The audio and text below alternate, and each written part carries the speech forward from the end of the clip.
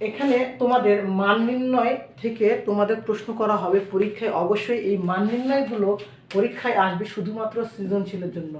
সৃজনশীলের জন্য এই মান নির্ণয়গুলো আমাদের শিখতেই হবে। ওকে, এই সৃজনশীলগুলো যদি আমরা সমাধান করতে চাই তাহলে মান নির্ণয়ের অঙ্ক যদি আমরা ভালোভাবে সমাধান শিখি অবশ্যই পরীক্ষায় আমরা সৃজনশীলগুলো সমাধান করতে পারবো। তো দেখো যে এই টাইপের সৃজনশীলগুলো পরীক্ষায় করা হবে, তো প্রশ্নগুলো আসতে পারে মান নির্ণয় করো, নয়তো আসতে পারে যে বাম পক্ষ সমান ডান পক্ষ প্রমাণ করো, অথবা যে কোনো একটা মান দিয়ে দিবে, দিয়ে বলবে যে এটা সমান এটা প্রমাণ করো। ওকে, এখন প্রশ্নগুলো এত সহজ বা ইজিলি ভাবেই দিতে পারে, নতুবা তোমাদের প্রশ্নগুলো যদি একটু ঘুরিয়ে দেয়। যেমন আমি তোমাকে একটা প্রশ্ন করি, যেমন m⁴ + 1 ভাগ m² সমান কত? ওকে, m⁴ + 1 ভাগ m² সমান কত? অথবা তোমাকে প্রশ্ন করতে পারে স্যারেরা m⁸ + 1 ভাগ m⁴ সমান কত? এইভাবেও তোমাদের কি করতে পারে স্যারেরা প্রশ্ন করতে পারে। ওকে, তাহলে এই টাইপের প্রশ্ন যদি করে তখন তুমি কি করবা? তুমি ধরো এই টাইপের প্রশ্নের সমাধান শিখে চলে গিয়েছো, কিন্তু তুমি পরীক্ষায় যা পালা এইভাবে মানগুলো, তখন তুমি পরীক্ষার সমাধানটা করবা কিভাবে? তো আমরা এই জিনিসগুলো যেটাই অঙ্কের মান নির্ণয় করতে বলে এইটাই কিন্তু, হ্যাঁ। তো এখন প্রশ্ন এগুলোকে দেওয়া হয় একটু ঘুরিয়ে, সেই ঘুরিয়ে এটাকে আমরা সমাধান শিখবো। আমরা যেমন কোনো অঙ্ক জানি যে a + b ভাগ c সমান, এটাকে যদি আমরা রূপান্তর করি অথবা আমরা ভুল করি কোথায়, এইভাবে ধরো b + c।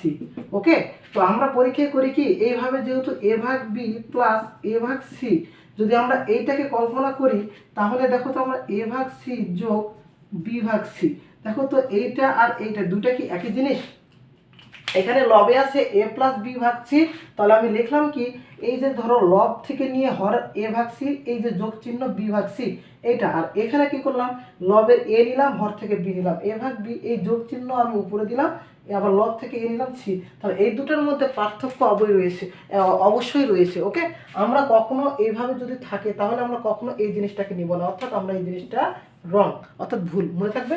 তাহলে এখন এই প্রশ্নগুলো কেন এখনো এখানে শিখাইলাম, এটার জন্য শুধুমাত্র। ওকে, আর এখানে আছে কি, দেখো তো তোমাদের m⁴ + 1 ভাগ হচ্ছে m²। ওকে, m⁴ + 1 ভাগ হচ্ছে m²। তাহলে এখানে আমি সেম ভাবে করব, যেমন a ভাগ এখানে c লিখছিলাম যোগ b ভাগ c, সেম ভাবে করব m ভাগ দেখো তো m⁴ m² যোগ 1 ভাগ m²। এরপর আমরা কি করব, আমরা কি জানি বলো তো, যদি চলক একই হয় গুণের সময় কি হয়, চলক দ্বয়ের পাওয়ার কি হয়, যোগ হয়। ওকে, চলক দ্বয়ের পাওয়ার যোগ হয়। আবার আমরা জানি কি, যদি চলক সেম হয়, চলক যদি সেম হয় তাহলে ভাগের সময় কি হয়, এই ভাগের সময় এই যে উপরে আমাদের যে ভিত্তি থাকবে অর্থাৎ সূচক দ্বয় কি হয়, বিয়োগ হয়। যেমন 4 - 3 করলে কত হয়, 1, অর্থাৎ আমাদের a হয়।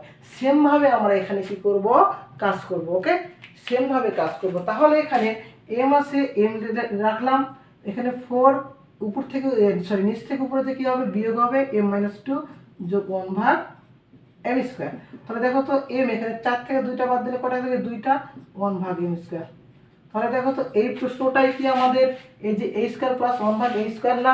মনে করো m এর জায়গাতে আমি a দিলাম, সেম না? অর্থাৎ এইভাবে যদি প্রশ্ন ঘুরিয়ে করা হয়, মনে রাখবে যে তোমাকে এইটাই চেয়েছে, শুধু প্রশ্নটাকে এইভাবে ঘুরিয়ে দেওয়া হয়েছে। তুমি এইভাবে ঘুরিয়ে নিয়ে এখানে নিয়ে আসবা, তাহলে দেখবা যে এইভাবে পেয়ে যাবা। পরেরটা দেখো আছে কত, m⁸ যোগ 1 ভাগ হচ্ছে m⁴।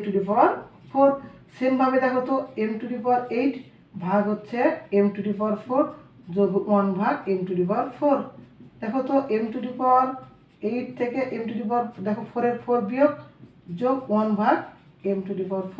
তাহলে m⁸ থেকে 4 বাদ দিলে কত হয়, m⁴ যোগ হচ্ছে 1 ভাগ m⁴। দেখো তো তাহলে আমি কি পাইলাম, m⁴ + 1 ভাগ m⁴ পাইছি, অথবা a⁴ + 1 ভাগ a⁴ পেয়েছি। ওকে, একই প্রশ্ন একইভাবে সমাধান করা হবে। মনে করো তোমার এখানে প্লাসের জায়গায় মাইনাস চিহ্ন দেওয়া হয়েছে, তোমাকে এই প্রশ্নটাকে এইভাবে করা হলো m⁴ - 1 m⁴। একই কথা, তাহলে সমাধান কি হবে, m⁴ - 1 m⁴।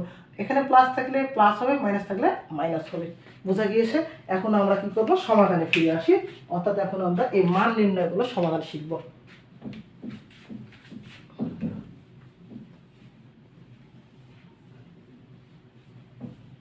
হ্যাঁ